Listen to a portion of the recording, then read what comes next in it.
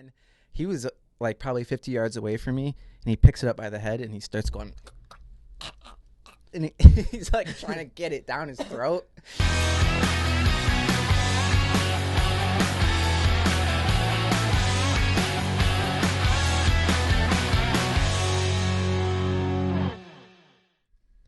Hello and welcome to the Greenway Outdoors podcast. My name's Kyle. I'm AJ. I'm Ryan. I hesitate now because I used to say the number, like what number podcast it was, but then we kept running into situations where we had to switch the order, and then that was messed up in the beginning. We have to put a little correction on it. Jeff was crying because God forbid he had to edit something a little more complicated than just cut and dry.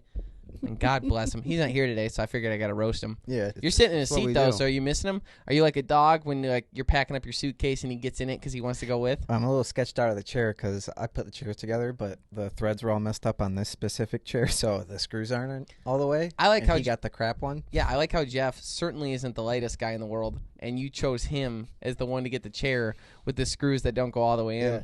I have it set up so I can pull the little rope, and then he falls. Potential bit. You know what'd be real funny? Is if we had let's say we had a guest come into the studio and we didn't really like him that much, or we thought we did, but then they got here and they were jerks, and we're like, oh, and you go to sit here, and you're like, no, you can sit there. Just hope it, because there's something about falling through a chair that no matter what, if you fall through a chair, it's on you. Mm-hmm. It doesn't matter if the chair was booby trapped. It doesn't matter what was wrong with it.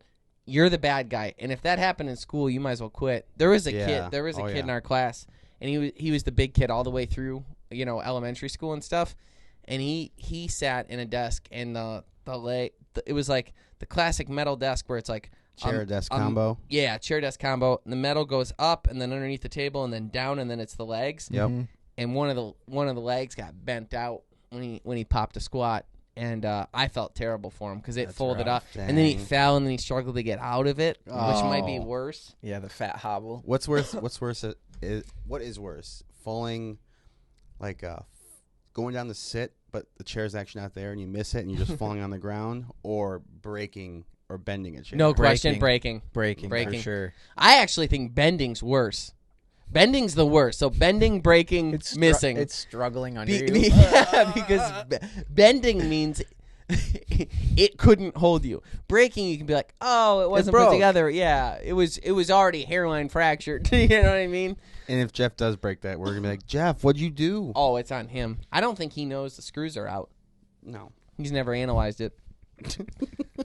Speaking of the chair or the proverbial floor or ice coming out from underneath you, this year is the first year in Michigan there's a lake called Black Lake. It has a sturgeon population, and they have an ice fishing season every single year. And this is the first year ever that they cancel it because of poor ice conditions. So yeah, they said the Great Lakes. Score one for Al Gore, I guess. Great Lakes ice is peaked for the year. So whatever. They're saying it peaked already? Mm-hmm. Yeah.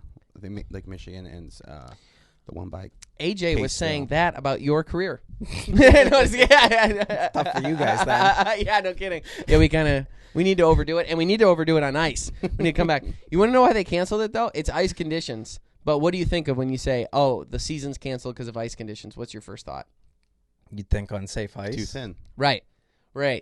But still like 20 inches. You think for the fishermen. The reason why they're canceling it, though, is because they feel as though, because the ice is so sketch, that they can't have enough DNR officers out there to maintain it. So what happens with a lot of these sturgeon seasons, I know there's one in Wisconsin as well, these different specific sturgeon seasons where they'll be like, all right, you're allowed to get 7 a year, the harvest rate. So let's say you get a tag and you're one of the people. You have to have it connected to your phone, like the app or whatever else, or watch your texts, and it'll tell you as people harvest them because it's a spearing season, right? Mm-hmm. So you got to be watching it. So if there's 6 or 7 allowed out of the lake and you got 50 shanties out there, everyone's watching their text messages just to maintain. Once one's harvested, they're like, all right, everyone stop. Once they get to 7, everyone stop. Well, they're worried that they won't have enough DNR officers out there to be able to verify catches because they're bouncing around and stuff. Mm-hmm. And hauling around the lake is dangerous. That it's mainly because they won't be able to make sure that only the limited number is caught. They stop right on that number. So it's not necessarily that it's just unsafe. It's that it's unsafe for them to make sure that we don't harvest too many. Do we not have enough DNR officers? I know not enough real light ones. No, what I'm saying, you know what I'm saying? Like, it's not that we don't have enough DNR officers. It's that we don't have. They're worried about the DNR officers. For instance, let's say there's let's say there's open water. You're a little soggy around the midsection. You couldn't keep up. That's from Men in Black. If you were half the man I am, what are you talking about? I am half the man you are. If you actually imagine this, the lake's jacked up. So take any lake where the ice conditions are jacked up. You might have open water in sections. So, like, in order to get to the other people, they might have to get off the lake, back around, and they can't be doing that, spending all that time because they won't be able to double check. Right. Where is this lake at? Dang. Black Lake, Michigan. Ryan will look it up. I never heard of it. Thanks, Jamie. Yeah, so it's got sturgeon in it. That's kind of the thing. I think it might be in the UP, but I could be wrong. I haven't even walked on ice to even the local lakes. I haven't seen people out there. I don't know if they are or not. We had a spurt of good ice here in the lower UP or the lower peninsula, southern lower peninsula. The lower UP. Yeah, the lower That's UP, funny. southern lower peninsula. We had a good stretch of ice where we had like those -2 degrees, but it only lasted a little while and now it's gone. Oh, it's near Sheboygan, in Onaway. So Onaway, Michigan. Show me on your hand. Yep, I want to see it. It's like here. Okay. There's a big lake up there. And if it's not It's good a big conditions lake up there. Yeah, it's not good anywhere. And I was looking. We pretty much have lost all good ice. Just east of Mullet Lake. You know, I saw our buddy camping coach Dave, though. He was out on the ice this weekend on his private lake. No. Okay. It's funny, too, because last night I was hanging out with Isaac, and his buddy asked him, it's such a funny question. He's like, you want to go ice skating? They're almost 30 years old. And his friend asked him if to go ice skating on Lake Fenton. Like together? Yeah. Well, Isaac's single, so. I believe both of them are straight. He's being social. Yeah. But I guess the guy just wanted something to do. And Isaac's like, no. Are we going to play hockey and hit each other? Or are we he's like, I'm not going on the ice. And he's also not ice skating with another dude for no reason. Right. And something about ice he skating. didn't say hockey. He said ice skating. Ice skating. You want to go ice skating? And he's like, no, I'm not doing that. And he's like, I'm not going on that ice either. And he's like, well, I saw people on the ice. And he's like, dude, I'm still not getting on that ice. Yeah. It's not safe right now. No. It was 45 this weekend. And some lady just died near here. There you go. She went out after her dog, and they found like her phone and her purse like on the ice. Oh, no. And then I guess they went diving for her and eventually found her. Found her? Yeah. Yeah, something about finding them's worse. You know what's funny, too, though, about the ice skating? If your buddy asks you, like, hey, you want to go on a bike ride? That's not weird. No. Especially with the e-bike. It's specifically the activity. Yeah. You want to go for a run? It's like no problem. in your head, you like consider it one of those like romantic things. Yeah. It's true. If you would have said hockey, it's done. Like, okay. Yeah, sure. Hockey's yeah. cool. Yeah, you bring the net, I'll wear the pads. Yep. Yeah. No, we're not going in circles. Yeah. Doing I kumbaya. guess I won't ask Figure if eights, you guys holding want to hands. go. Valentine's Day. Did Isaac ever go on a second date with that girl? Yeah, he did, but he's not talking to her anymore. Why? She lives far away, and She lived far away the first date. yeah, but He's just not interested. after a few times he realized how annoying that is, Oh, that's funny. He's like, and she knew who we were. He brought us up on one of the dates, and she claims that she's seen the show and everything, so that's pretty cool. she lied. I'm just kidding. Well, I like her. Isaac, give her another chance. No, I'm just kidding. We'll update. We like. It's so funny. She's watching this and she's like, "I dumped him. What is he talking Yeah. about?" Yeah. You know He's how, lying to me. You know how the story is always, how it's always a little mixed up. I am bummed about not being able to ice fish once this year, but today it was 25 this morning, and I know that when I got in the cold plunge, it was frosty. Okay. I got a new thermometer to replace the other one. Did you really? I refilled the water yesterday. I overdid the solution a little bit, but that just means it's that much cleaner, the stabilizer. Yeah, it's a pool. So it's a little blue, but I like it. And thermometers, is it? It'll be. I just got an email, and I bet it's on the front porch. Okay. It's not in the water. No, it's from Amazon, but it had a little skim ice this morning. Nice. So you got to figure what 34, 35 if there's skim ice on top, the water temperature. Dude, it's something else. I'm still getting the health benefits from it and love it. I saw you driving the gym, you little fitness freak, you little wilderness athlete lover. Yeah. You little. No, just keep saying it.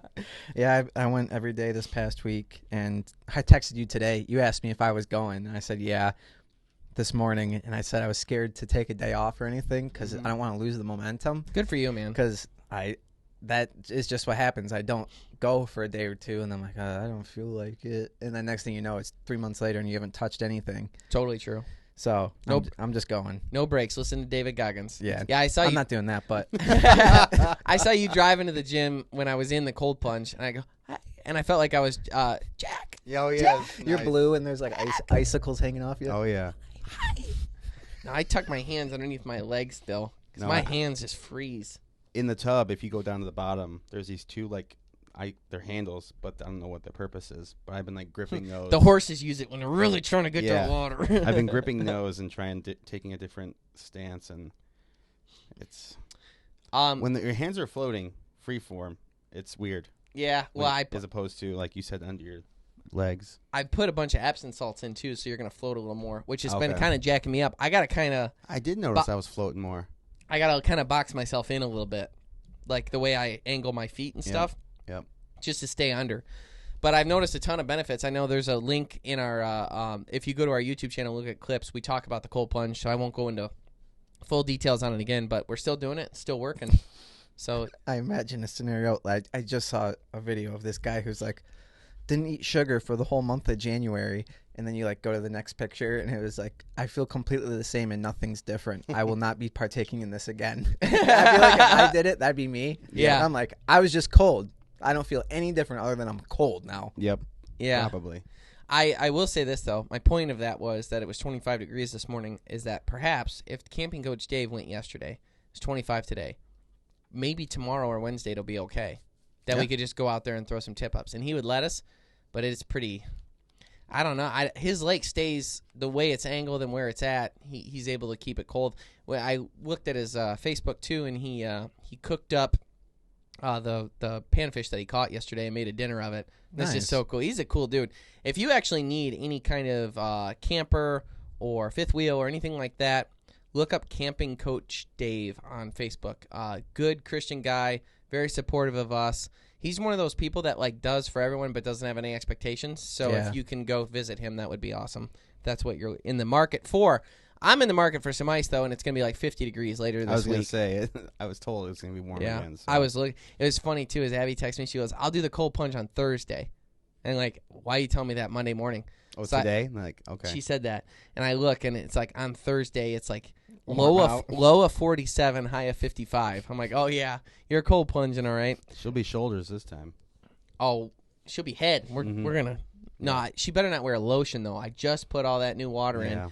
Last time she got in for 1 minute, and there was like a slick on top from all of her feminine stuff. Hygiene product. It's amazing the amount of products they have. Yeah. I have like 3 bottles in the shower, and every other flat surface in the shower is just covered in different... I have no idea what they do. Because they hardly even label what it is.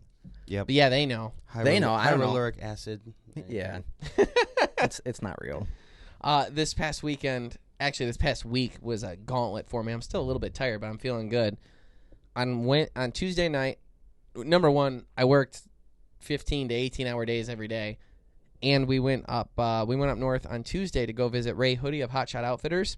So those of you who may remember, people that have been watching our show for a long time, the main TV show that is, our first few episodes were with Ray. Our first turkey hunt was with Ray. Our first rabbit hunt was with Ray. Our first goose hunt was with Ray.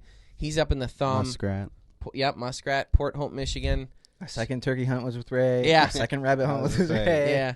Third rabbit hunt was with Ray, literally. Yeah. We got the flu with Ray, our crow hunt. My first trip. Ray's become like a really good friend and family, and it's funny too, is because Ray is so high strung that typically when we go, we don't normally hunt with guides. But if we hunt with other people, something happens where people are like, we have to get it. We have to get the biggest fish, the most ducks, the blah, blah, blah, blah. And we're like, dude, we want to get some. They won't, yeah. But what we want to focus on is creating really great, compelling content. Mm-hmm. We're filming, we're not hunting. We're filming, we're not fishing. Their head explodes every time. We're filming. They hate it. Yeah. Ray hated it the most. He started to get used to it, but he hated it. But we loved him so much that we tolerated that he struggled with it. But, dude, I will tell you what. We went up there this time. He retired from his normal full-time job where now all he does is guiding. And he has been retired for 8 months. He still outworks everybody we know. The guy's, he's actually inspirational, too. Like, you talk to him, He's like, you want something out of life, this is what you got to go after. And the guy, no one outworks him. It's like you need your own channel, Ray. It was funny too. Caleb from the Gasoline Gypsies went with me, and he was like, I would not want to fight that guy. Ray's 50 and not that tall, but he has farmer strength and stamina times a billion. Yeah, and if you know him too, you're like scared because you're like, you'd probably take this a lot farther than I would. Oh yeah. He's smoking cigarettes, popping nicotine gum, and drinking coffee, and he will light you up. Beat the shit out of you with a cigarette in his mouth the whole time. You could be 3 times his size, and it wouldn't matter. But he was just so chill this time. He was so like, yeah, we'll get to our spots. And that's crazy. You get your cameras right. We were having doesn't even make sense. We were having problems getting the shot cams because they filled up, and then we were like trying to delete stuff from our phones and this and that. And he was sitting in the car talking. Like, it was like a whole different Ray. Because that would be the scenario where he's like, come on, we got to get going, guys. Yeah. Yeah, oh, yeah. Yep. Oh, and I got to change my battery. No, we got to go. No, there he goes. Yeah.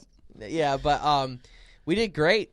We kicked up 5 and got 4 rabbits. I will say that using the shot cam again, I was able to... So the way it works is there's a red dot in the middle of the video footage when you have a shot cam. Shot cam is a camera that goes on the bottom of your shotgun. That red dot has to be calibrated to exactly where your bead on your shotgun is. It's different for everyone. And when you're doing it and you calibrate it and you watch it, when you review the footage, you can see where your bead was when you pulled the trigger, when you shot.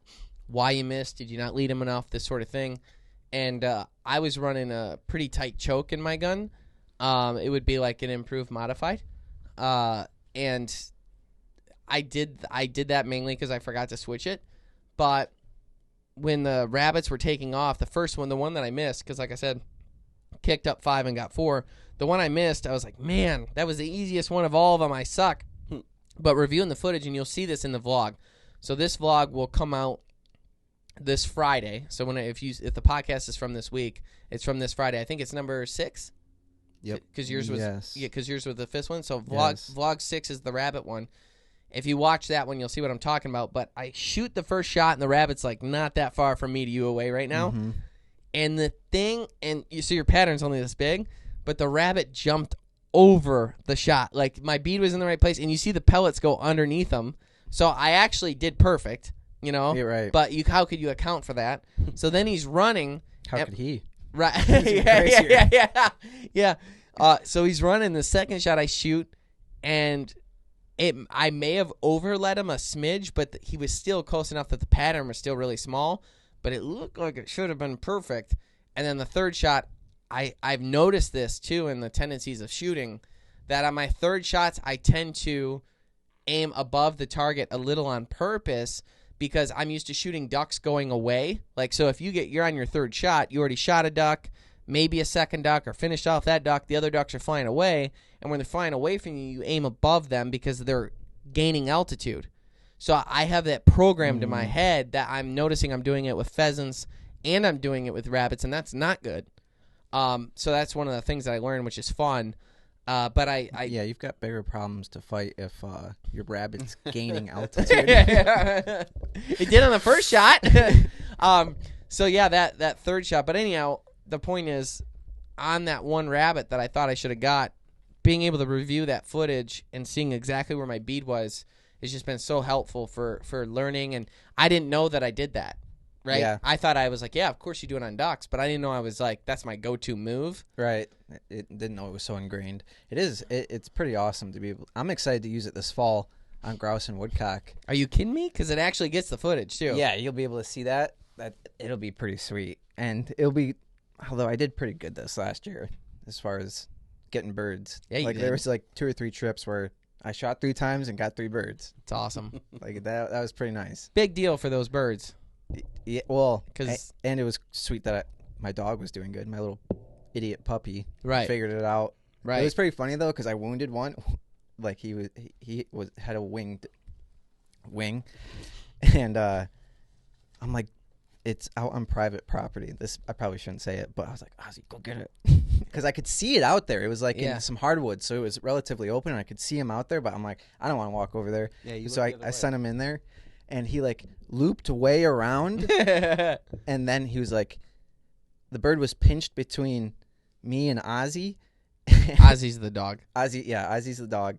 And then he is so young that he thinks, oh, if I smell it, I gotta be right on top of it. Like I'm gonna point like this at it. So that's what he was pressuring birds, really pushing them really hard, which isn't good, but he'll learn.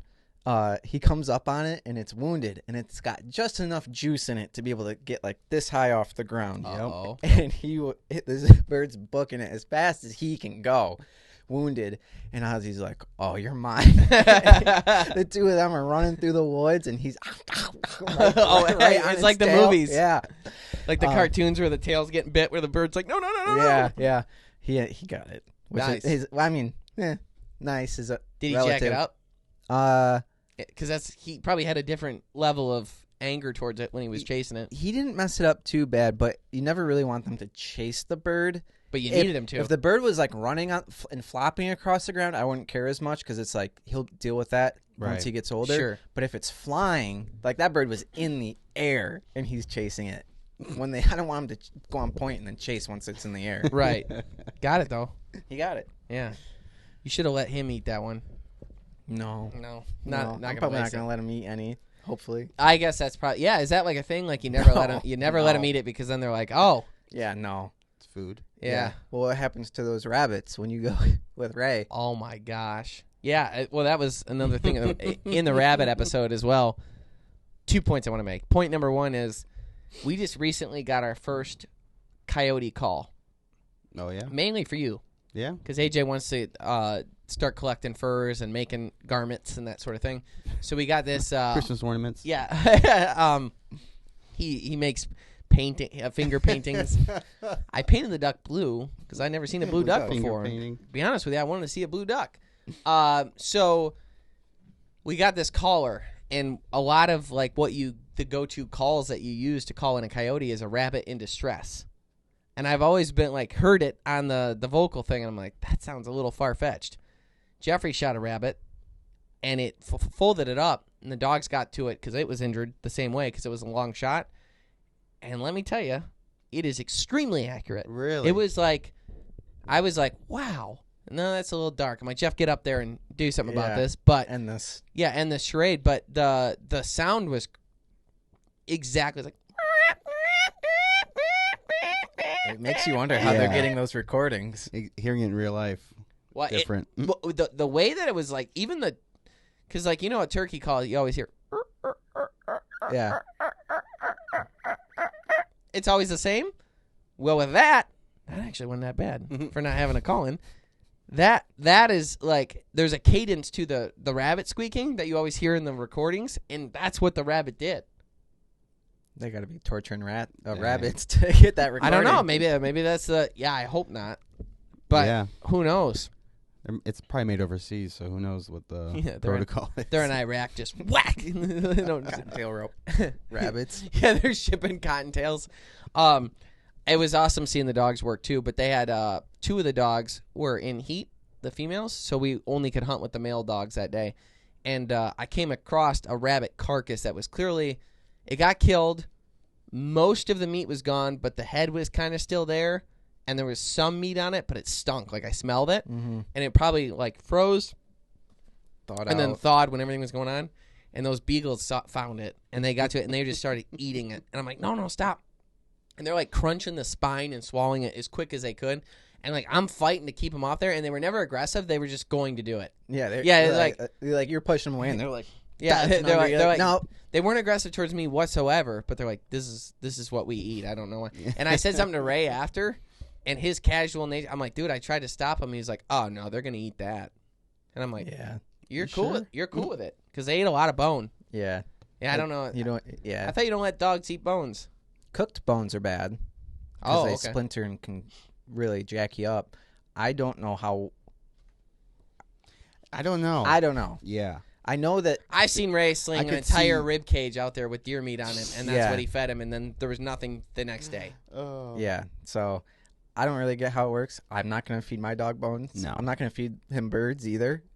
Right. He's already got a thing where like the few he did get, he was like he'd get his mouth on it, and I kind of let him mouth it and play with it first. It's fun, but I'm hoping it's not like built into him to do what he's been doing, which is to hold the swallowing them whole. No, he has tried that, but like hold it down with your paw and then just sit there and rip out all the feathers as fast as you can. Gosh, that's not good. No, that's like the worst. Yeah, so I had to stop that a few times. The other time was when he was really little, like on the podcast that I was like holding him. Maybe a little bit after that, I was introducing him to birds, and I tied like a weight to a pigeon's leg and like was letting him like play with it, and he killed it like that. And then he was like probably 50 yards away from me, and he picks it up by the head and he starts going, and he's like trying to get it down his throat, and there's just the wings sticking out, and I had to like pull it out of his throat. Jeez. Zed, we got a bug. Yep. He's trying to eat it like the big giant bug in Men in Black. Yeah. Please not red. Eat me. The rabbit, I kept one rabbit. I gave my second one to Caleb. Caleb got one. Caleb, the lead singer of the Gasoline Gypsies, and then Jeffrey got one. So it kind of worked out. Everybody got one or two, and that's just enough too. Yeah. Like any more, and you'd be cleaning them and be like, okay. Yeah, you kind of get over it at some point. So we cleaned him, and mine, the one that I shot, I headshot clearly, and I was like, and he was the biggest, and I only headshot him. So I was really keeping my eye on him as the cleaning process was going on, and I'm like, that one's mine. That one's mine. I'm making sure I'm getting that one. Nice. The Greenway Outdoors is brought to you by Ram Trucks, built to serve. Bass Pro Shops and Cabela's. Your adventure starts here. Savage Arms. Better comes standard. Nosler Ammunition. World's finest bullets, ammunition, and brass. Boss Shot Shells. Superior made and American made. Carlson's Choke Tubes, the only choke tube we've ever purchased. Onyx Hunt. Know where you stand. If you want to be here, it all starts here. At Bass Pro Shops and Cabela's, we have the widest selection of the quality brands you love to get you outdoors. Whether you're a seasoned pro or just starting out, our friendly, knowledgeable outfitters will help you find the right products for your next trip.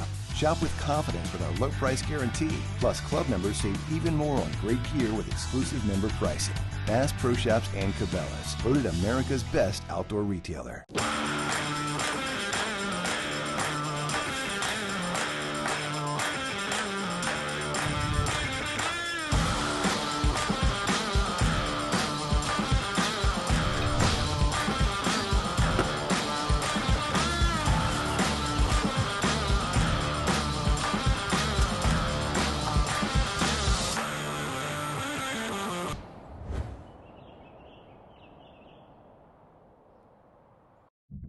Legends aren't born, they're created.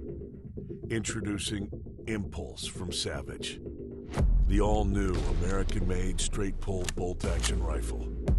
Unmatched innovation, fast reloads, maximized efficiency, repeatable accuracy. Welcome to American Straight Pull, only from Savage.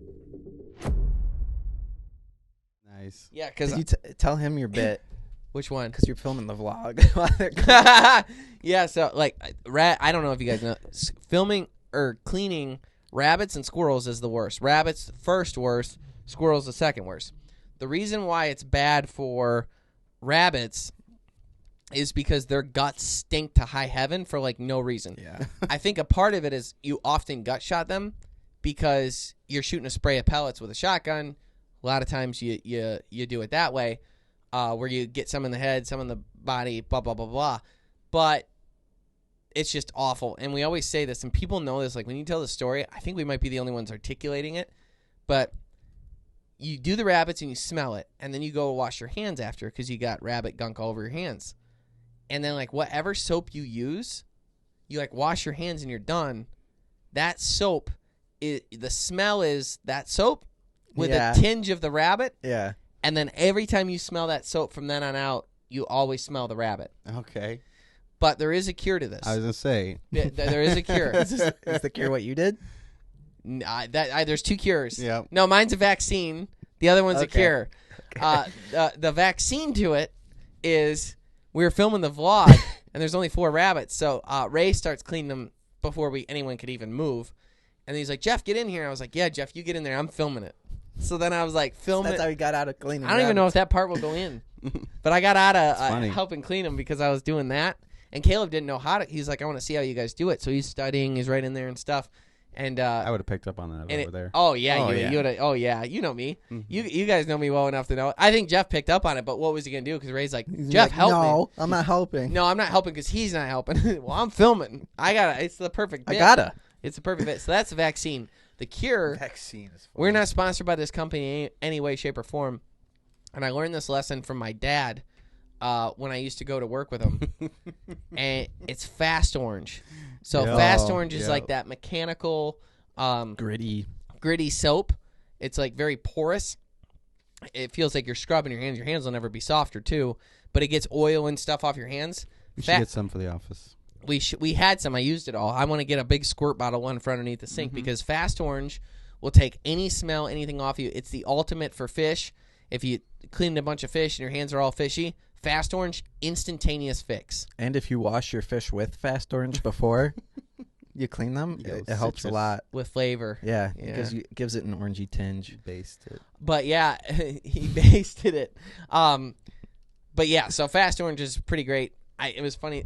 I realized too, I used to go to work with my dad when I was a kid on Saturdays. My mom and sister might have something going on, but I couldn't be left alone. I remember going there and thinking it was pretty cool. We'd stop at McDonald's and get breakfast, and I get like the pancakes, and it come in that So good then, too. styrofoam, Yep. and you'd Hotcakes. still, if you got it in the morning, you'd still get the lightly lemon vanilla cookie things that used to come in Oh, I McDonald's. forgot about Having those, those. yeah, Yeah. I loved them. Yeah, those were lemony. We're trash. So anyhow, we would take it, and I would like sit at his workbench while he was working, and he'd be like, all right, I got a couple jobs for you today. He's like, you got to sort these nuts and bolts because they're all mixed up and this and that. And he would like dump them out on the table, and then I'd have to like sort them into piles, like which ones match which. And I found out later, like now that I'm older, I'm like, you mixed a bunch of them together and you gave me busy work. But that was the original tablet. Yeah, he gave you the controller with it unplugged. Play with me. Yeah. Play PlayStation with me. It's unplugged. Yep. Yeah, that was what he used to do to me. It's a good idea. Yeah, but that's where I learned because you go in the bathroom there at the shop, and that was the soap. Was like this big squirt bottle of Fast Orange. That was the soap at the shop. It's funny, like when I would do the same thing with my dad when he was running those golf courses. I remember like tagging along for a few things just because he was going off way somewhere else. Yeah, but like I was young. It was before 2008, so 8 and younger, 7 and younger, and no one really watched me. I just kind of out there. yeah, I just kind of did whatever I wanted on that golf course. I'd like go down to where like they keep all the carts, and then I'd get some golf balls, go to the driving range, throw them, just mess around there, come back, go to the pro shop, eat some candy I could bar. see you Like no one entertaining was me. watching me. and you're stealing so much stuff. We did the squirrel hunting vlog, the one that was like vlog 4 or 3 or something like that. We were at the SCI for getting it together, and they sell everything as they should because they're trying to raise money, right? So they're selling candy bars, and in the morning they were selling donuts and Celsiuses and stuff like that. And it was funny because one kid walked up and he just grabbed the donut right away and started eating it because he sees donuts. He's like, I'll let all this. Those. However this gets sorted out is fine, but I'm eating that. And it was just really funny because he's like, Jeez. he's been in enough situations around the table, and his dad's like, dude. And I was like, I said it like I was him. I was like, I figured you had it covered. You know what I mean? Yeah. So his dad had to pay it after, but it was pretty funny because he's 2 bites in before anyone even gathered what was going down. He's like, better ask for forgiveness. You know? But speaking of eating, the rabbit itself, I was able to I soaked it in cold water, and Ray always talks about how the cold water kinds of pulls all the shot out, like the shot up parts, I should say, not the shot itself. And you've got like the blood clotting in there, and you're like rubbing your thumb in and getting it all out and stuff. And the cold water helps with that.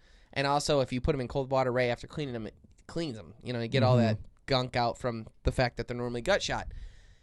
So I ended up soaking it in salt water overnight as well to pull even more any kind of blood or anything like that out. And man, the rabbit was like white as snow, and there's like barely any shot in it. There might be a couple pellets here or there. And my game plan is now that it's all perfectly clean and it looks like Jeff never even encountered it. Was the water pretty like red? Yeah, and it seemed as though the blood settled at the bottom. Oh, really? Yeah, it was like the water at the top looked clear and the water at the bottom was red. Like, because it sat in the fridge for a day. Yeah. So that was interesting. But it definitely got blood out. Yeah. You know? So now that it's perfectly clean, I dabbed it dry and then put it in a Ziploc bag. Not a Ziploc bag, a LEM suction bag. Help me. Yeah. Vacuum seal. Vacuum sealer.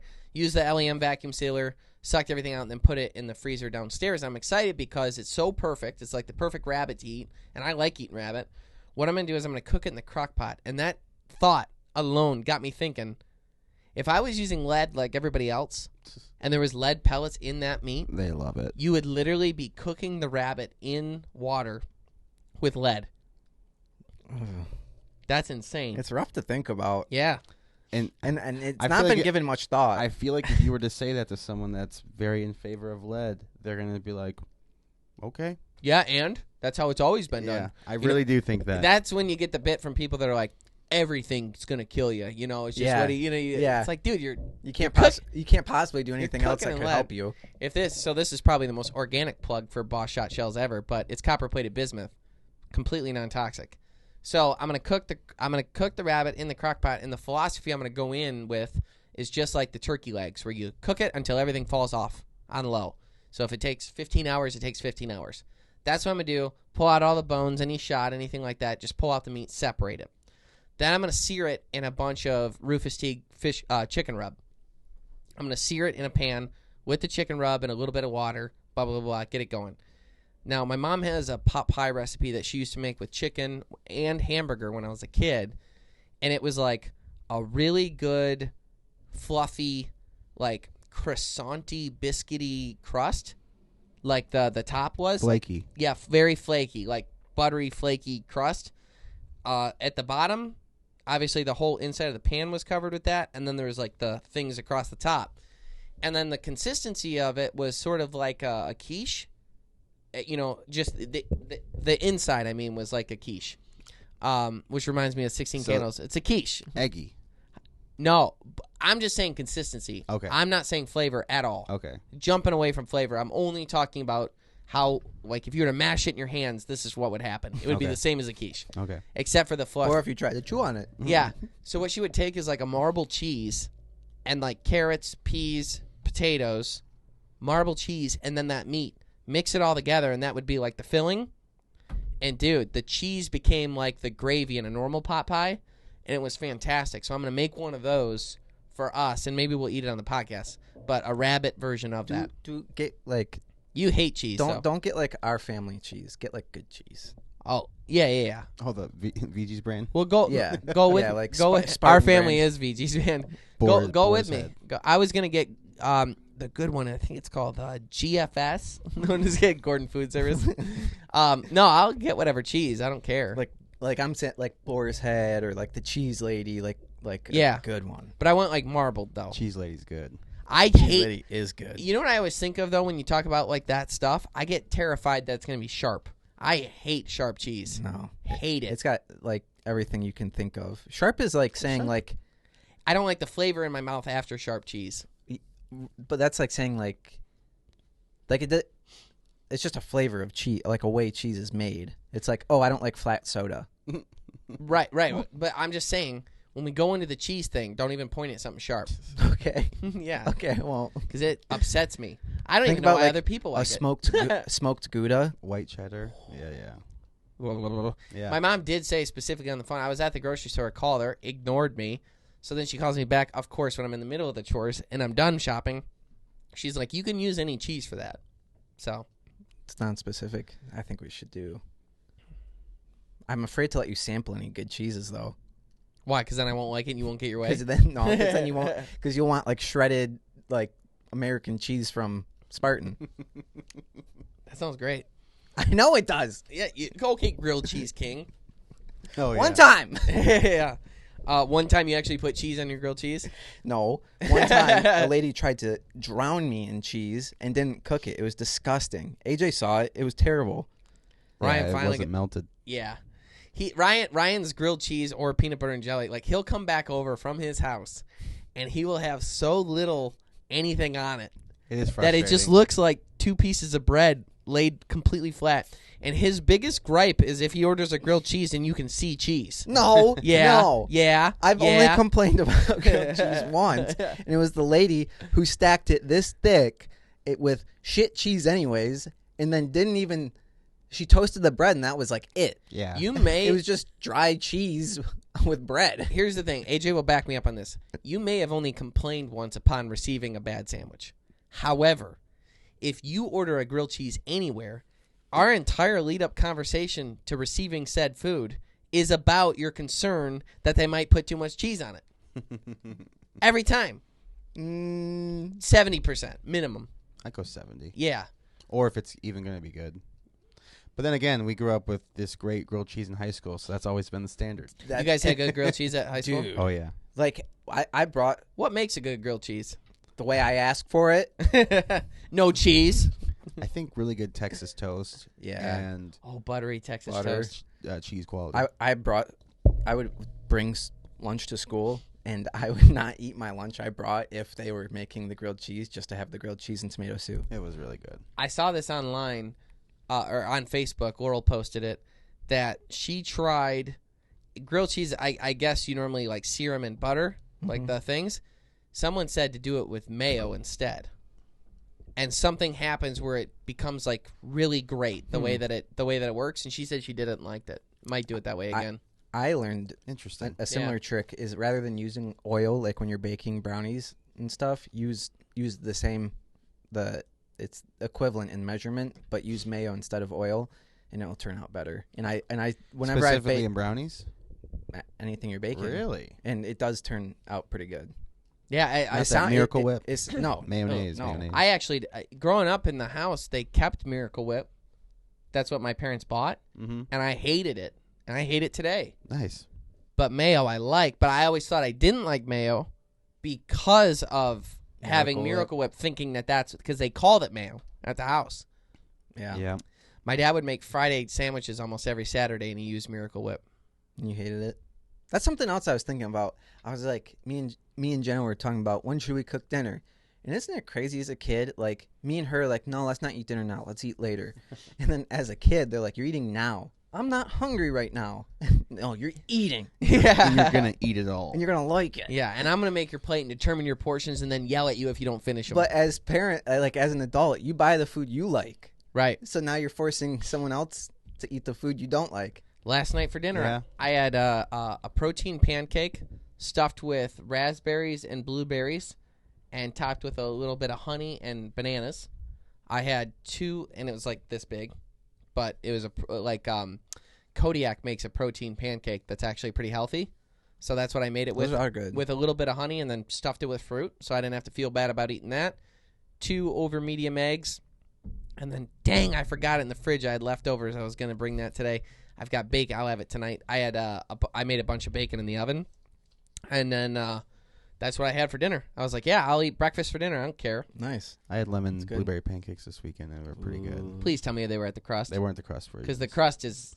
Those are the best. Yeah. Easily in town. Yeah. No, this one was at a different spot. I'm pretty proud of my fried pancake, like the way that I cook the pancakes, where it's got the crunchy outside shell and the soft inside. I've gotten it pretty much down. Kyle's famous breakfast. I'm getting hungry. Remember when you cooked it in America? Yeah.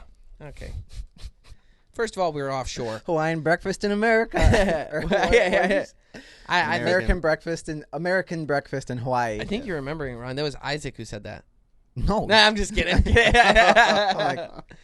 Dude, it's because we were eating some other food. You were eating Spam all week, and it like messed with me. And Which was good, Oh, surprisingly. man. I like Spam. I only want it in Hawaii, though. Yeah. I don't trust myself to make it good enough here. I tried to make the musubi, and it turned out okay. the Spam fried containers. rice. It's the containers that turn you off. It's really the containers. That gel. So yeah, that's what I'm gonna do to cook the rabbit. But that vlog will be coming out soon. It's pretty good. Another vlog that I did was a goose hunt, which I filmed yesterday morning, and I went with MUCC, the Michigan United Conservation Club, and super awesome guys. And we actually got rights to hunt a golf course, which is something my whole life I've always wanted to do. Is that cool? My uncle was the superintendent of 2 golf courses, but they were in Troy, Michigan, and he could get me permission, but he couldn't get me the rights because of the city has an ordinance. Mm-hmm. But then I was thinking, I was like, man, I wonder if I could bow hunt it though. You know what I mean? 'Cause Yeah. you could bow hunt goose. You get them to land on the decoys, it wouldn't even be that hard. You know what I'm saying? Mhm. Boy, it'd be expensive, though. Talk about running through arrows that are expensive. Yeah. You're like, yeah, I shot 8 broadheads today.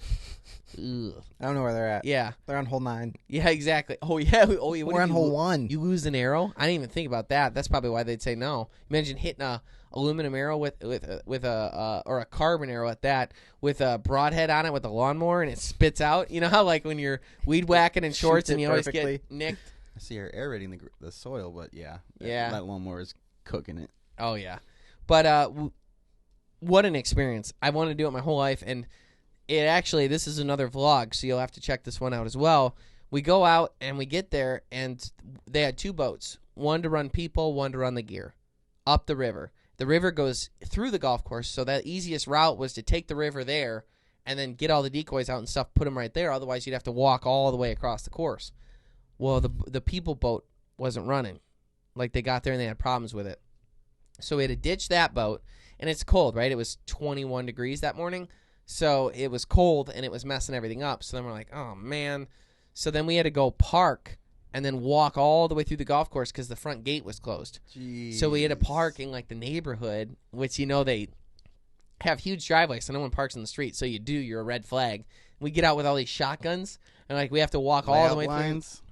We had to walk through the neighborhood and then into the golf course, and then we had to walk a par 5, a par 4, and a par 3 to get back to where we were. So you were on like hole 5 or something? Yeah, it was 9, but just okay. because we where we cut in, we started at Okay. hole 7 or whatever. Okay. Where we cut in, we're corner crossing, and then we get all the way there, and the last stretch to where we're going was like the steepest hill ever, where there's actual stairs, for golfers. And now the golfers only ever have to walk down it, but I knew we were gonna have to walk back up it with all the stuff.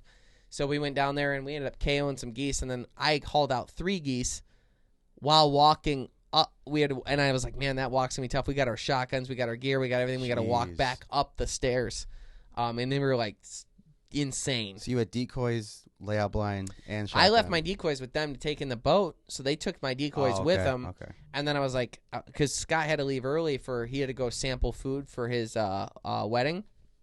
So he had to leave at a certain time. So I told them, I'm like, just keep the decoys. We'll either hunt this week or you guys can even just use them. And then one guy lives in Flushing. I'm like, we'll just meet up and switch and be good to go. Nice. Afterwards. But the kill, like the shot cam, again, shooting with that red bead and seeing the goose kills.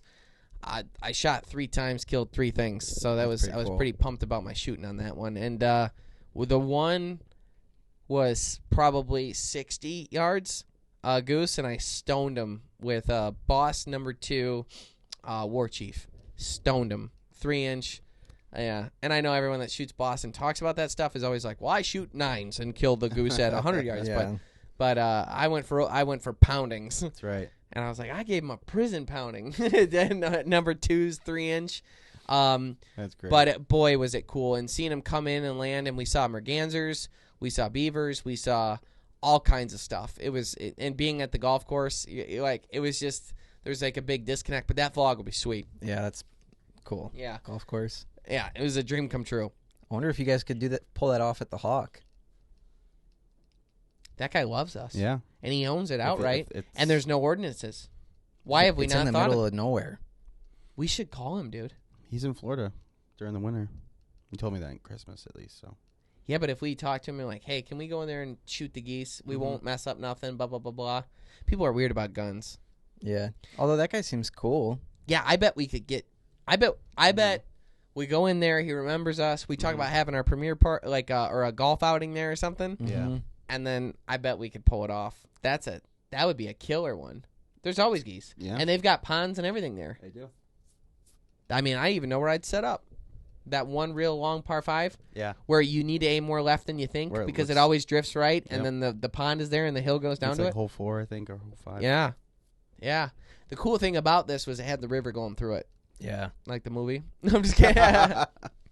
But yeah. So for the Goose, after I did that, I went to Texas Roadhouse here in Fenton and pounded food, and then went to VG's and picked up everything I needed for corned. It's a corned venison recipe, but for corned goose.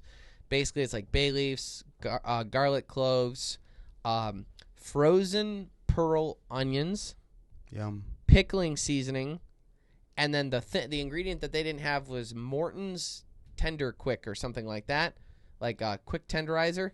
And I bought that on Amazon. It'll be here today. So I got the breasts out. Only 1/2 of one of the breasts was ruined, so I had 5.5 good breasts. I got them soaking in salt water, lightly salted water, to pull the blood out, and then I'll put them in the brine. And apparently, you put them in the brine that I just described. Oh, and brown sugar. You cook that to a boil, let it cool, and then you put the breasts in, and you put it in the fridge for 4 to 5 days, and then it comes out corned.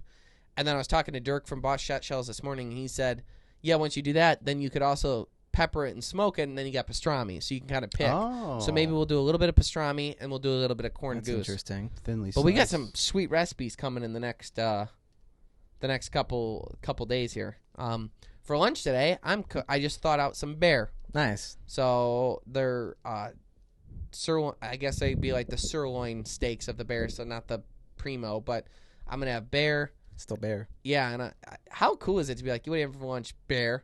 Yeah. You know what I mean? You feel a little cooler. For dinner on Friday and Saturday night, I had the same thing both nights because I was speaking at a wild game dinner. It was at the Woods Church in Warren, Michigan, and Pastor Matt that's there is pretty awesome. Like he's like 44, but he's like super high energy younger guy. You would place him like me. He looks way younger than he is. He's just doing so many cool things, and he's got over 100 kids at youth group, and wow, they're raising money so that they can do a mission trip, and they're doing it in Costa Rica, and then they're also doing they're going to Washington, so it's like literally your forte. Yeah. Where they're going. What's the thing in Washington? It's a national park. It's one of the Mount Rainier? Might have been it. I don't remember where they're going there, but they're doing a trip there. So the kids were all serving the food, and it was genuine wild game donated by the members of the church. So they all donated deer. They donated a couple bison. People that did bison hunts, they did deer hunts. They had so they had venison sausage and peppers, which was great. They had bison meatloaf, which was okay. It was the only thing my mom and Aunt Niecy didn't like. I ate mine cold each time because I didn't want to eat a bunch of food and then speak. Right. So I think it was better warm. They had pheasant soup, or they called it stew. It was basically chicken noodle soup, but thicker with pheasant. Incredible. I mean, genuinely very good. Like, Abby and her mom on the way out the first day bought 2 extra quarts of it. Oh, wow. Because you could buy, like, remaining stuff, and they bought 2 quarts of it to take home because they liked it so much. So it was really good. They had salad, and then the main thing they had was just straight venison steaks. Like, we're having venison steaks, like, as the final course. With all that other stuff, though, you're stuffed by the time they come, and they were great. That's awesome. Yeah, they were. I know that they grill them. I tasted smoky flavor that seemed kind of like the smoky flavor you get from like a Whopper. So they had something going on with like it was probably like charbroil some sort of flavoring, some sort of liquid smoke or something was going on. I think. They were cooked medium well, I would say, but they were still they were right on the edge of losing good flavor and held it. Not as good as what we've done here, but really good. Yeah. Really I'm good. sure it's got tough pretty in mass quantities. Yeah. Are you kidding me? Really tough. Yeah, and it's like, it was funny because Pastor Matt goes, I don't think we did, but some of these are I don't think we got it, but some of them are UP deer, Upper Peninsula deer that just don't taste as good. Yeah. And deer are so bear is the most susceptible animal in my experience to what they eat. Right. Bar none. If they eat fish, you're eating fish if you eat bear meat. Fish meat. If you're eating fruits and things like that, or other bears or honey or things like that, the bear is going to be incredible. Deer are not as impacted as bear, but certainly very impacted. Okay. So if they're eating, not as bark and pine needles and stuff up north in the dead of winter, they're not going to be as good. The deer in southern Michigan that are living in cornfields and soybean fields and things like that are just amazing. Oh yeah. So it's a better tasting thing. But yeah, the food for the dinner was great, and the kids that are in the youth group served it, so that that's how they like earn money. But they racked up a lot of money. One of the prizes though, dude, I called Ryan in a pinch because I thought he might need one. Listen to this. They were auctioning off, because sometimes at those auctions you can get like a sweet deal on something random that nobody, unless you need it, you don't need it. They were auctioning off a tankless water heater. Dang. Okay, the value of the tankless water heater was $8,500, and it was like a name brand. Whoa. Yeah, because it's the ones where you don't need a tank at all. Yeah. It's just hot on demand. Yep. Hot on demand, and installation cost about $1,300. They were auctioning off an installed brand new one, completed.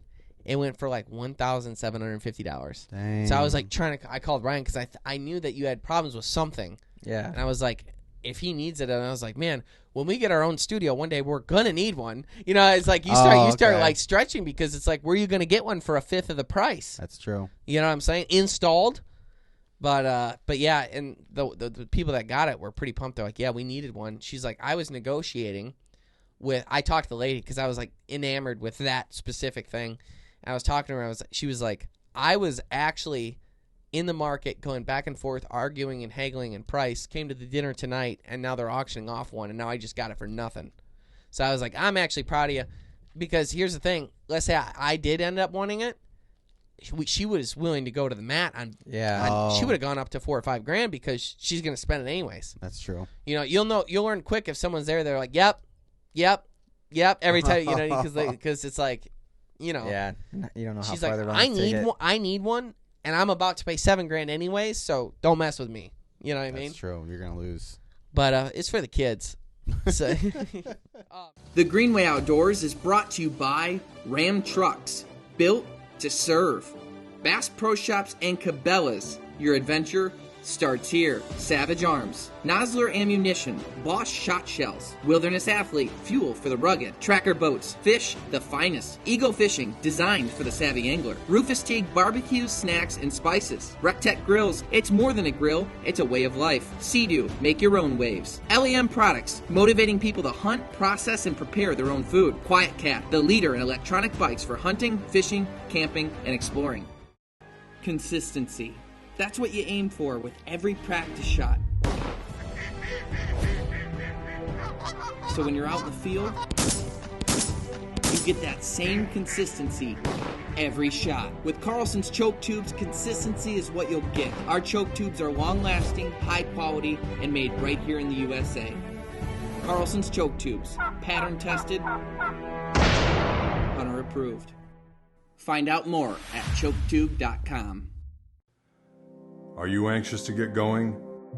Knowing that the clock is ticking and time truly is the most precious commodity in the world? Then you, my friend, are in good company.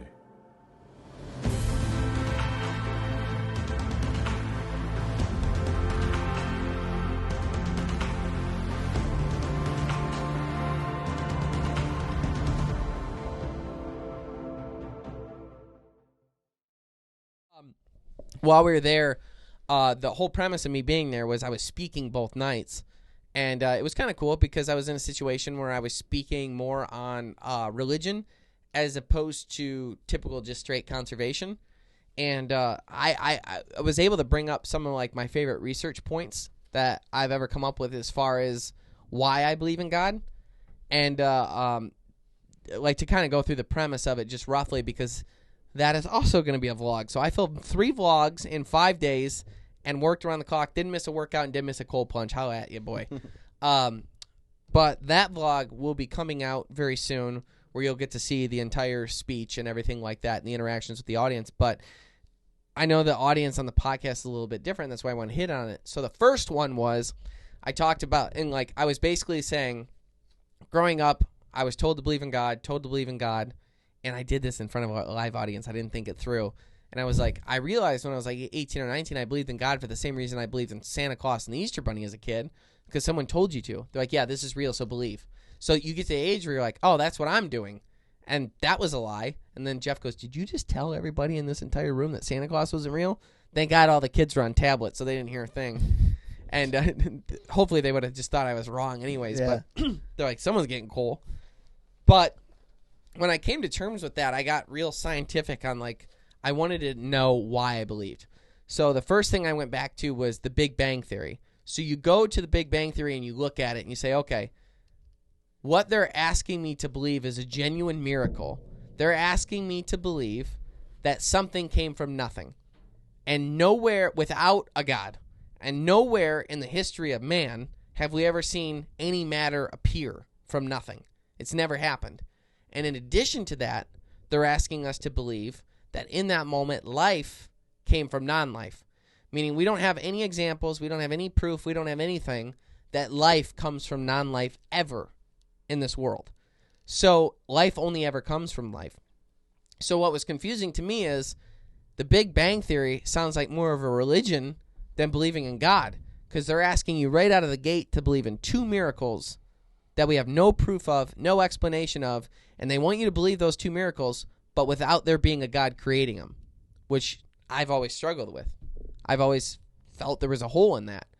And then the second thing I got to was gravity. Now, if you look at gravity, it's precisely perfect, meaning that if gravity was a little bit stronger, the entire world, everything, the entire cosmos would crash into themselves and become a ball, and we would cease to exist. If gravity wasn't as strong, meaning the gravity in general, like the value of gravity in general, was any lighter, then everything would float away, we wouldn't have orbits, and we would cease to exist. So if gravity has to be that precise to be perfect, to have all this lined up, and in order for the cosmos to continue to expand the way they are, gravity needs to have this exact value. If it was a little off either way or the other, it wouldn't work. So at least you can say, like, that doesn't prove God, but you can at least be like, you could lend to think it was a design because it's so precisely perfect. Yeah. You know what I mean? That doesn't prove God, but it lends to think, how did we just landed on all this by chance? Now the next, go ahead. No. Because the next one was about, getting into life and stuff like that, of evolution. So we know evolution. This is the example I used too. We know evolution's real in the sense that if all the frogs had one leg, and they were like living their one-legged frog lives, if one frog had a genetic mutation that gave him two legs, he'd be able to hop better, he'd be able to hunt better, he'd be able to procreate better, give her the business or whatever. He'd be able to do all these things better, so he'd be more likely to be successful. He'd be able to avoid predators better, all those sorts of things, hop farther. So he would pass that gene along to his kids, or at least some of them. And some of them would pass that gene along to their kids, and so on and so forth. And you fast forward 500 years, and the ones with two legs do so much better than the ones with one leg that the one legs start to fade away or even go away, where all frogs then have two legs. We have proof of this. We've seen this over time. What we don't have proof of is a frog becoming a hawk. And again, what baffles me is the science, the people that don't believe in God, that expect you to believe in science. They have so many miracles they need you to believe in. And this is another miracle. They're asking you to believe that a rabbit can become a deer. They're asking you to believe that a single-celled organism can become a two-cell organism. We don't even have dual-cell organisms. We have single-cell and we have complex. There's a huge gap between the two, and you're not seeing any progression even to this day of that. We have no proof whatsoever that any species has become another species. And as time goes on, they always talk about how time, well, it's because it's over long periods of time. Now they're finding that that's actually counterproductive. The longer you stretch out the time, the more it disproves it.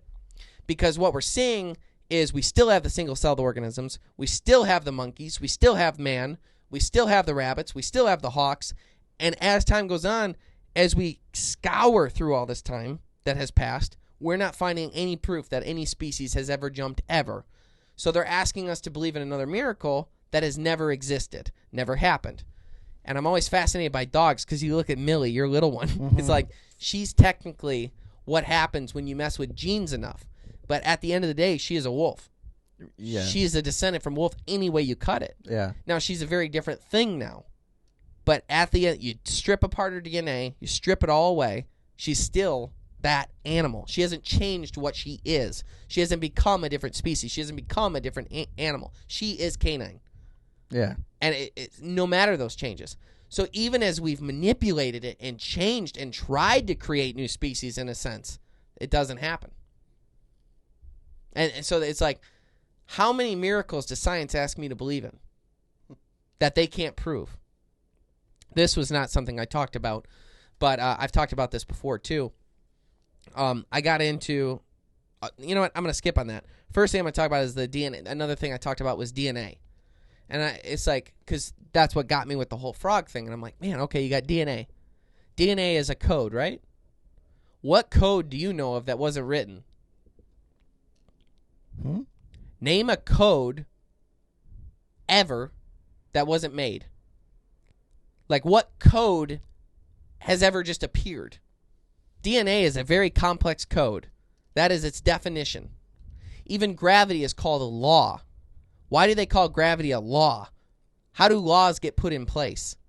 It's like they have to be put there. You can't knock a hole in it because they couldn't define it another way. You had the smartest people in the world trying to name it something. They're like, well, I guess you'd have to call it a law because it's going to happen. That was their best thing. And DNA is a code. And it's a complex code that we couldn't even create now with our best complex computers. No. And that fascinates me. In addition to that, it seems as though I've never gotten more phone calls than it's crazy. Right there. And from the most random things. Yep. Yeah. But so that was kind of what I talked to. And then there's a passage. Jesus actually said this. He said proof of God's creation, or proof that God created this planet, is so obvious in his creation. Proof of his existence is so obvious in his creation that there's no excuse not to see it. And we talked about this before, where if you were like, and you shouldn't try and play God, but if you're like to look at the entire world or globe, or let's just break it down to the United States, we'll make it simple. And you're like, okay, I got people spread out all over here, and I need people to all be able to get food, but I need it so they're not going to just over-harvest everything and wipe it out. So I need it to be there sometimes, but not all the times. We'll make them migrate. Because it's in their instincts. It's in animal instincts. It's like we programmed them to migrate so that they would cover the expanses of the land. People would be able to harvest them at different... Because it actually makes very little sense. Like if you're a smart goose and you're like, hey, I don't need to be migrating north and south like this. I'll just stay south. I can procreate down here. I'll go east and west if I feel like it. But like they were programmed. It's in their instincts to migrate. And I think that is one of the proofs of the design. Because it's how that feeds all man and keeps them from being completely wiped out.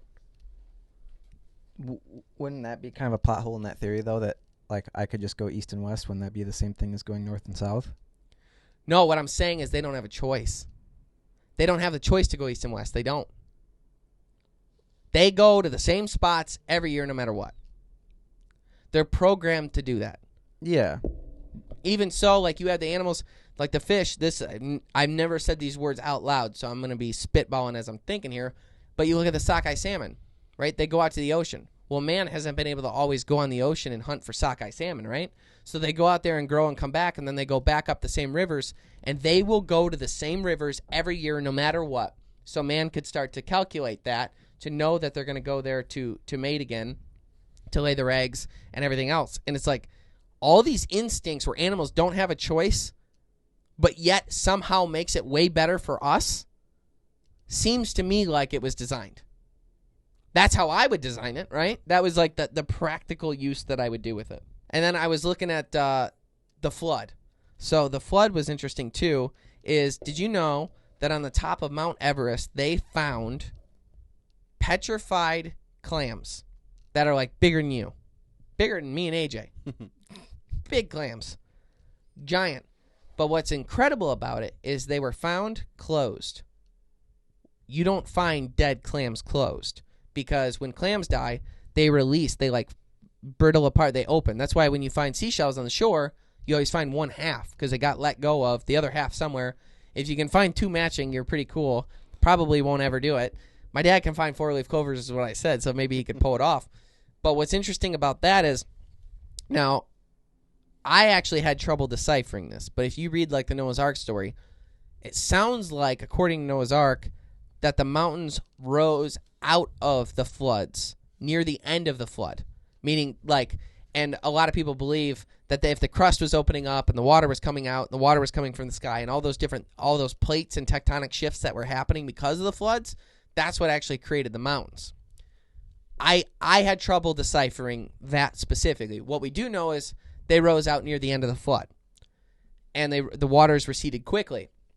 And so what happened was, if you've got what happens when we go up to the Thumb, and it's Mudville, right? Mm-hmm. When there's too much rain, it becomes Mudville. Things can get buried alive when the waters are receding fast. That's what happens when you see tides and that sort of thing. So the waters receded fast and left those petrified clams to get pushed down and buried alive so they couldn't open. That's what caused them to be fossilized and not open. And this is at the top of Mount Everest. They found these. Okay. It's like there's sea life at the top of Mount Everest. There's sea life in the desert. Petrified, from depending on what year you want to put it, but basically everyone's timing it about the same time as Noah's Ark. So I thought that was pretty interesting too, that was like another key point, is like they're finding them there. They're finding those clams there right now. And other sea life too.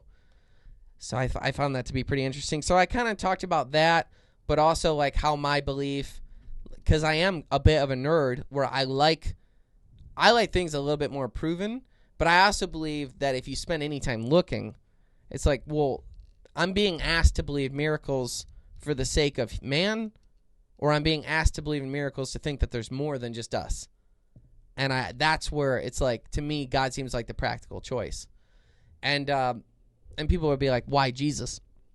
Right? Then, okay, you believe in God, right? Because I didn't decipher anything different from the Muslims just there. I didn't decipher anything different from, Hindus or anything else, right? Why Jesus specifically? And when looking at the Bible and looking at historical information, there are so many accounts that Jesus was around from people that didn't believe he was God, people that disliked him. There's proof of Pontius Pilate. There's archaeological proof of the cities and stuff that he was in, of the people he interacted with. There's all kinds of stories of people from perspectives that didn't believe he was God outside of the Bible, but know that Jesus was there and he did these things and he was crucified. And there's also quite a bit of proof that the disciples existed as well, by name, by thousands of sources. So you've got all this proof that these people were here and how they died. So Jesus was crucified on Good Friday, which we know. So if Jesus was crucified on Good Friday, those 12 disciples that followed him at the time, they all, the night that he was crucified, kind of ditched. They bailed on him because they were scared for their life, because they were going to get killed too if they were associated with him. So they bailed and abandoned him. He was crucified, rose again on the third day, on the Sunday. And that's the story we know. The stone rolled away, and he appeared back to the disciples, and they're like freaked out. You know what I mean? They're all eating dinner, and this guy busts in, and he appears to him, and he's like, "No, you can touch me. It's me." He's got, the scars and everything like that, but he's like, "Go ahead and touch me." They realize he's real. And then from that point on, they were completely changed, because they knew him before. They knew that he died. They had proof of his death. They saw his death, abandoned him, because they were so scared for their own life. But when they saw that everything he had said was true, they went out to the world, and there's tons of proof of this as well, outside of the Bible. They go out and they preach his word everywhere. But they were all murdered brutally. And how were they murdered? So one of them was beheaded. One of them was either Peter or Paul, was speared to death, and then the other one was supposed to be crucified. But because he didn't feel that he was worthy of being killed the same way Jesus was, he has to be crucified upside down. So what was the change? So all they had to do to not be murdered, by the way, was say that what they were saying wasn't true, that they didn't see Jesus rise again, that what he was saying wasn't true, that they didn't believe it. So you have these individuals that when they doubted before they saw him rise again, they were like, not, I'm out. I gotta go. I'm not gonna get killed over this. But once they saw it and had proof, and there's so much data on this outside of the Bible, they went out and told everyone. They were murdered. And people celebrated their murders that didn't believe that Jesus was God. But they were willing to die then because they believed so wholeheartedly after they saw it with their own eyes. So you have like 12 accounts there that are pretty strong that point to Jesus. And then you look at like his teachings, and he was literally the most ideal man, and he fulfilled all the prophecies from the Old Testament that he was supposed to. So that's why. But it's way more in depth than that. You have to watch the whole vlog. But I just kind of want to connect the dots here on like what the overarching story was in the whole thing. It's a lot. Yeah, that was a lot. Poured it on you. Yeah. Yeah. Well, give a 30-minute speech. That's what you run into. And that's the whole vlog? No, that's probably a fifth of it. What you just said was a fifth of the vlog? Mm-hmm. So it's a movie? You don't have to watch it. You just make the thing and edit it. No, just kidding. That's great. Yeah. No, That was a lot. Like you're trying to sit there and process it quickly. But reaction was good then? Sounds like you had a good time. yeah. Reaction was good then from people? Yeah. Yeah, actually, surprisingly good. There's 400 people each night, and we had like a ton of interactions with people afterwards too. I talked a lot about the show and like what we do and kind of tying it in and everything like that. But yeah, there was a really good reception from people. That's great. And there's like so many people there that came up after and were like, "Oh, I needed that," or this or that. So it was just kind of cool to be able to speak on things other than just hunting and fishing and conservation. And that is the other side of me, right? So that's the stuff that I also think about on a daily basis. So it was kind of cool to share that with people too. Nice. Yeah, and the food was good, so you can't beat that. But yeah, What was the dessert? Dude, they had brownies, and everyone was like, "Oh yeah, these are probably from Gordon Foods or something like that." I don't care. They were like this big, and they were square brownies, and they were so fudgy. It reminded me of when you get half baked, the Ben and Jerry's ice cream, the half baked brownies that are in there that are so mushy and like just greatness. That's what they were. Nice. I was messing with Jeff too. I don't know if it'll make the vlog, but you know how he eats one thing at a time? Like Jeffrey when he's eating, no, he just turns into a sandwich. When he's eating, he eats one thing at a time on his plate, and he doesn't like mixing foods at all. So I took a cut of venison and then put the brownie on top of it and was like, Oh, you really did? Yeah, yeah. Oh, yeah, wow. It was actually pretty good. Yeah, no, I like mixing foods. I remember when I was a kid, I used to try and get a bite of like, if I would take like a bite of the meat, bite of the potato, bite of the biscuit, and then like try and get a bite of each in. That way I was chewing them all up at once. I'm the opposite. I'm one at a time. I like to mix. Yeah, like I'll eat all the potatoes at once, all the meat at once. I swear to God, that's how I eat. I hate that. Yeah, I don't like that either. I never have thought about it. Like, there's no particular reason. It's not like if you did mix, like if I did have two things, I'd be like, ew. Like, it's not like that. Would you? If you tried it, I wonder if you'd like it. Like brownie if you like bite? forced your, yeah. If you forced yourself to start eating off the plate differently, I wonder if you like it. Maybe. I don't know. I have nothing against mixing or I don't know. Yeah. Well, we got a couple events coming up, live events. AJ and I are actually going to be at the National Wild Turkey Federation Expo in Tennessee, Nashville, 2/15 through 2/18. We'll be there with Boss Shot Shells. We'll be there with Bass Pro Shops, and I'm also giving a seminar at the event, I believe on Saturday. But if you check the website, you'll be able to see that.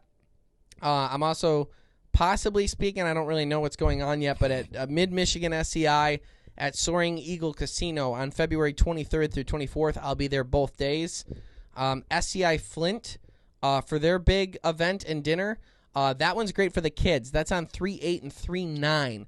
That event, they have like a live fish tank. The first 250 kids get free fishing rods. They can shoot bows. There's so many activities for kids to do. This one sounds that sweet. It is awesome. So I am recommending you come that. I'm emceeing on 3/8 and on 3/9. I'll be at the dinner, and we'll also have a booth and a table and stuff like that on 3/9. Again, SCI Flint, and that is at the Dort Federal Hockey Arena.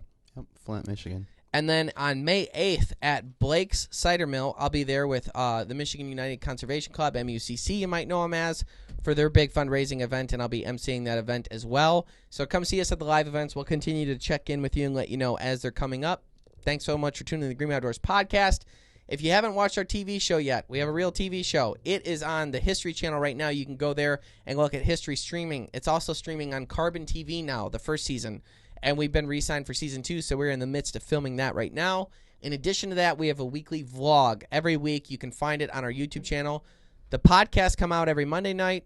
The vlogs come out every Friday night. So continue to watch that content and check in with us. Thanks so much for tuning in. Stay green.